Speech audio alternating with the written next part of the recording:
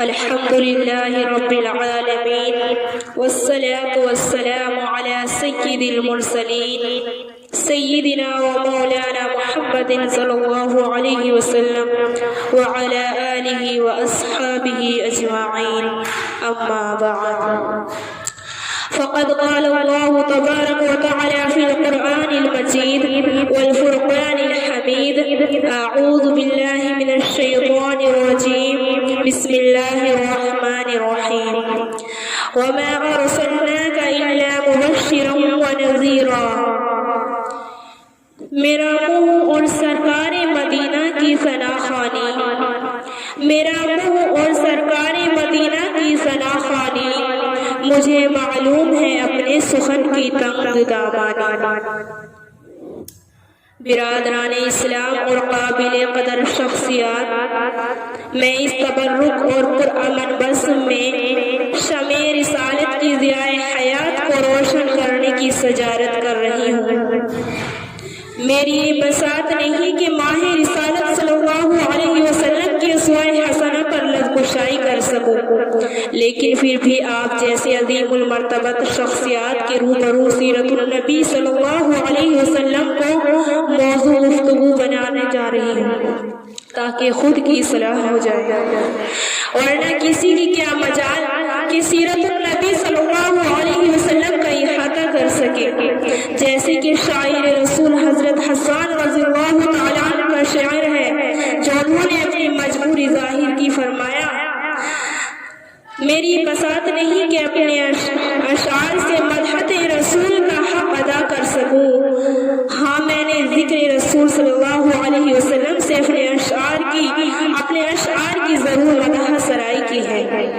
کسی اردو شاعر نے کہا: قلم میرا قاصر زباں میری عاجز، قلم میرا قاصر زباں میری عاجز، محمد کی عظمت بتاؤں میں کیسے، ہے محبوب رب امام الرسل کو فضائل مکمل سناؤں میں کیسے.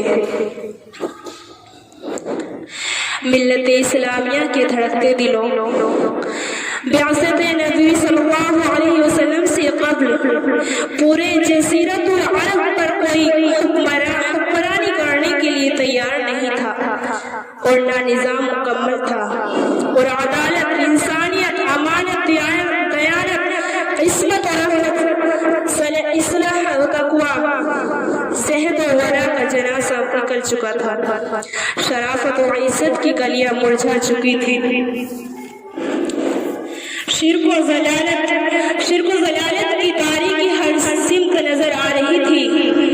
نفرت، ظلم، شقاوت اور عداوت کا دورہ تھا. کسی اردو شاعر نے کیا ہی خوب منظر کشی کی: بدی کا زور تھا، ہر سو جہالت کی گھٹائیں تھیں، فساد و ظلم کی چاروں طرف پھیلی ہوائیں تھیں، ذرا سی بات پر تلوار چل جاتی تھی آپس میں، تو پھر جنگ آتی ہی نہ تھی دو چار کے بس میں. اگر لڑکی کی پیدائش کا گھر میں ذکر سن لیتے، اگر لڑکی کی پیدائش کا گھر میں ذکر سن لیتے، تو اس معصوم کو زندہ زمین میں دفن کر دیتے.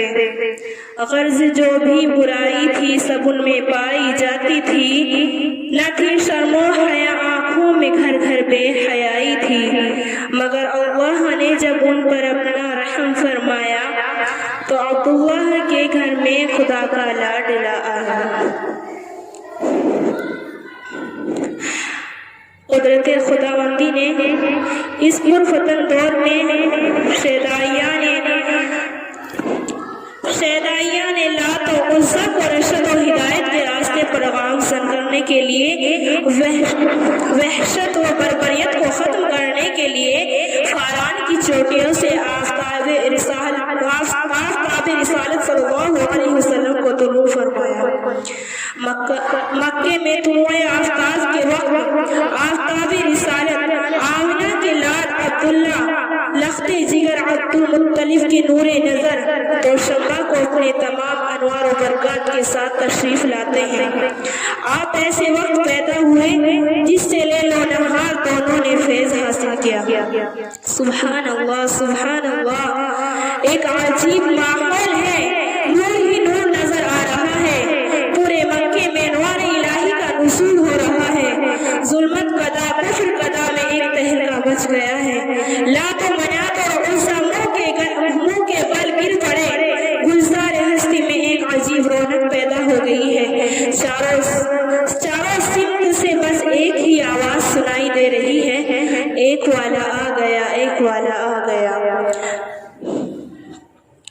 وہ آ گئے تو آ گیا دنیا میں انقلاب، وہ آ گئے تو آ گیا دنیا میں انقلاب، اجڑا ہوا چمن تھا گلستان کر گئے، میرے قلب و جگر کے ساتھیوں، حضرت آمنہ خود فرماتی ہیں کہ میرا نور نظر لختے جگر اس وقت کلام تو نہیں کر سکتا تھا،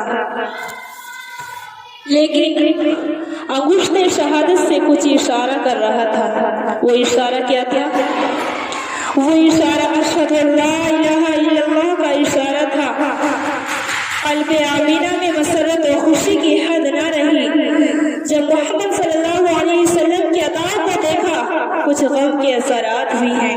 فرماتی ہیں کہ کاش آج عبداللہ ہوتے تو اس لختے جگر کو جو چاند سے بھی زیادہ خوبصورت ہے دیکھ کر کتنے خوش ہوتے اور کھلونا وغیرہ لاتے۔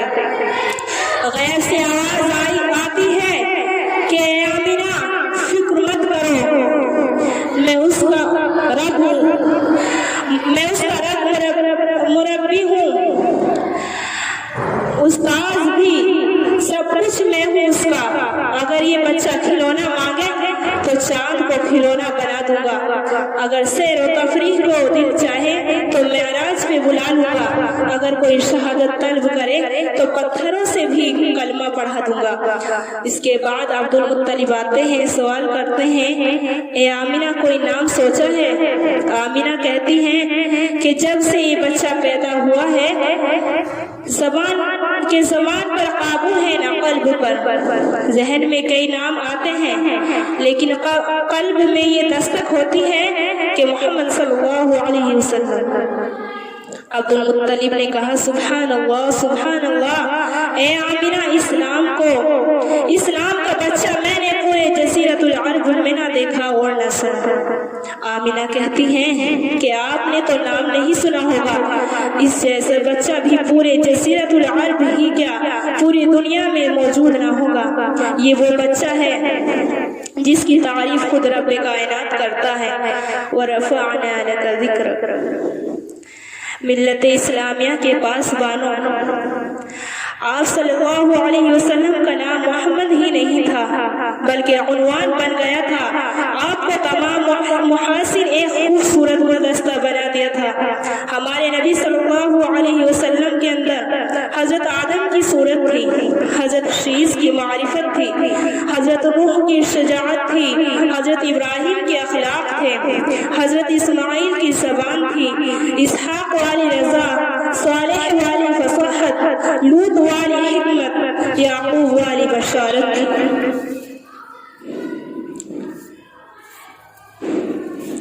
موسیٰ والا جلال، ایوب والا صبر تھا، یونس والی اطاعت، یوشع والا جہاد تھا، داؤد والی خوشحالی، دانیال والی محبت تھی، الیاس والا وقار، یحییٰ والی عصمت تھی اور عیسیٰ والا جہد تھا۔ میرا نبی صلی اللہ علیہ وسلم سارے انبیاء علیہ السلام کا ایک خوبصورت گلدستہ تھا۔ اس کے بعد تقدیر حلیمہ کی جاگی رحمت کے بادل چھاتے ہیں، تقدیر حلیمہ کی جاگی رحمت کے بادل چھاتے ہیں، گھر جگمگ جگمگ ہوتا ہے، تشریف محمد لاتے ہیں۔ حضرت حلیمہ پر نور صلی اللہ علیہ وسلم کو لے کر دبلی پتلی سواری پر سوار ہوتی ہیں۔ یہ کمزور سواری کو محمد بن عبداللہ کی برکت سے قوت عطا ہوتی ہے اور قافلہ والوں کی سواریوں سے آگے نکل جاتی ہے۔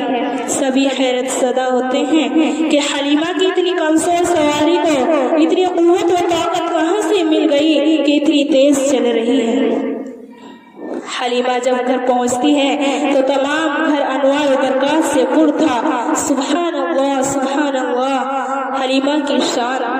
کسی شاعر نے کہا محمد کی کہلائی مادر حلیمہ، تیری شان اللہ اکبر حلیمہ، تیری بکریوں کو وہ پانی پلائے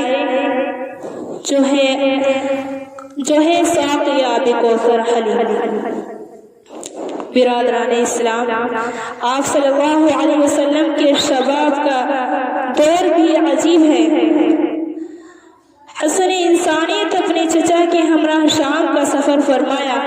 تجارت کی غرض سے راستے میں ایک راہب نے حضور صلی اللہ علیہ وسلم کو دیکھا اور توریت کی تمام علامات پر غور کیا تو ابو طالب سے کہا کہ اس بچے کو آگے مت لے جاؤ، یہیں سے واپس لے جاؤ۔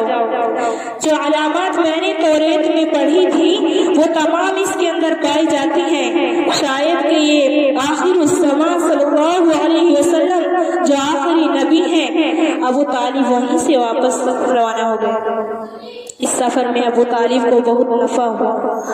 محسن انسانیت جس طرح اخلاقاً و کرداراً خوبصورت تھے، اسی طرح حسن و جمال کے اعتبار سے بھی بہت خوبصورت تھے۔ حضرت عائشہ صدیقہ فرماتی ہیں کہ حضرت یوسف کو دیکھ کر ان مصر کی عورتوں نے اپنی انگلیاں کاٹ دی تھی۔ اگر وہ محبوب کبریا صلی اللہ علیہ وسلم کو دیکھ لیتی تو اپنے دل کاٹ دیتے تھے۔ اگر میں حسن صفاتی اور جمال و کمال بیان کرنے کی کوشش کرتی ہوں تو شیخ سعدی کا شعر یاد آ جاتا ہے۔ بلغ العلا بکمالہ کشف الدجی بجمالہ حسنت جمیع خصالہ صلوا علیہ وآلہ۔ اس کے بعد کوئی سیرت نگار، کوئی ادیب کیسے جرأت کر سکتا ہے کہ اس عنوان پر بحث کی جائے؟ جب شمس و قمر نے ختم النبی صلی اللہ علیہ وسلم آقا کل اور ہادی مرسل کو دیکھا تو پکار اٹھے کہ صحن چمن کو اپنی بہاروں پہ ناز تھا، صحن چمن کو اپنی بہاروں پہ ناز تھا، وہ آ گئے تو ساری بہاروں پہ چھا گئے۔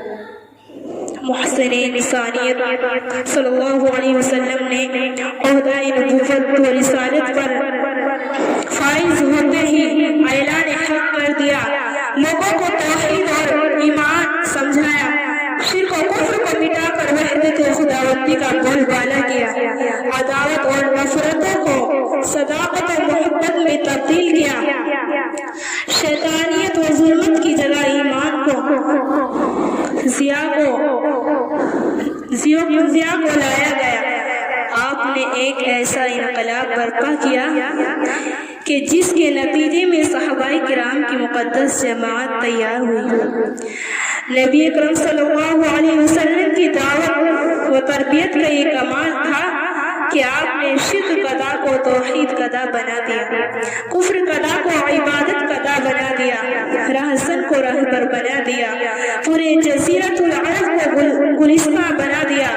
اسلام کا پرچم چاروں سمت لہراتے ہوئے نظر آنے لگا۔ درسگاہ رسالت سے ایک مقدس گروہ نے تربیت پائی اور پوری دنیا پر چھا گئے۔ انہوں نے حق کو پھیلایا، باطل کو مٹایا۔ اسلام کے غیور مسلمانوں، جتنے بھی سیرت نگاروں نے، مقرروں نے، خطیبوں نے اور دانشوروں نے اور ادیبوں نے سیرت رسول اکرم صلی اللہ علیہ وسلم پر اپنی وسعت کے موافق کوششیں کی، لیکن آخر میں یہ کہنے پر مجبور ہو گئے، لا يمكن الثناء كما كان حقه بعد از خود پرسکتوئی قصہ مختصر۔